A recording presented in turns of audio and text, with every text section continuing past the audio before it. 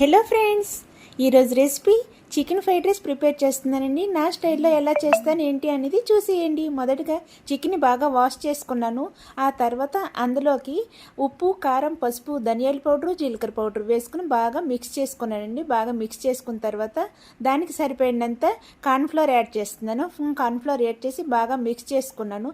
బాగా మిక్స్ అయిపోయిన తర్వాత అందులో కొంచెం ఒక స్పూన్ ఆయిల్ కూడా వేసి బాగా మిక్స్ చేసుకున్నాను. దీన్ని మిక్స్ చేసుకున్న తర్వాత దీన్ని ఒక పక్కన పెట్టేశానండి. ఒక 15 మినిట్స్ పాటు మ్యారినేట్ చేసేసాను. ఆ తర్వాత డీప్ ఫ్రైకి ఆయిల్ పెట్టేసి ఆయిల్ హీట్ ఎక్కిన తర్వాత అందులోకి వేసుకున్నానండి. ఆయిల్లో వేసుకున్న తర్వాత పకోడీలాగా బాగా ఫ్రై చేసుకున్నాను.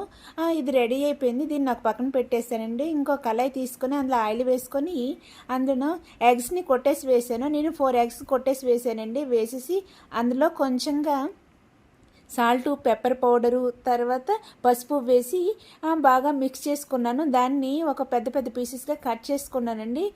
బాగా పీసెస్గా ఫ్రై అయిన తర్వాత ఒక ప్లేట్లోకి తీసేసి ఉంచేస్తాను. అదే కడాయిలో మరి కొంచెం ఆయిల్ వేసుకొని హీట్ ఎక్కిన తర్వాత జీలకర్ర, ఆనియన్స్ బాగా రోస్ట్గా బాగా ఫ్రై చేసుకున్నానండి. బాగా ఫ్రై అయిన తర్వాత ఫ్రెష్గా దంచుకున్న అల్లం వెల్లుల్లి కూడా వేసుకున్నాను. దంచుకొని వేసి పచ్చివాసన పోయినంత వరకు బాగా ఫ్రై చేసుకున్నానండి.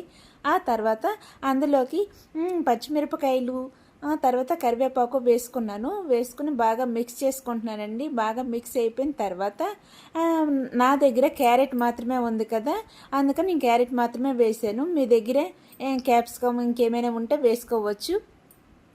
క్యారెట్ వేసుకొని బాగా దోరగా వేయించుకున్నాను. బాగా సాఫ్ట్గా ఉడికినంత వరకు ఉంచుకున్న తర్వాత ఫ్రై చేసిన చికెన్ పీసెస్ కూడా వేసుకొని బాగా మిక్స్ చేసుకున్నానండి. బాగా మిక్స్ చేసుకున్న తర్వాత అందులోకి ఇప్పుడు సాసెస్ని వేస్తున్నాను.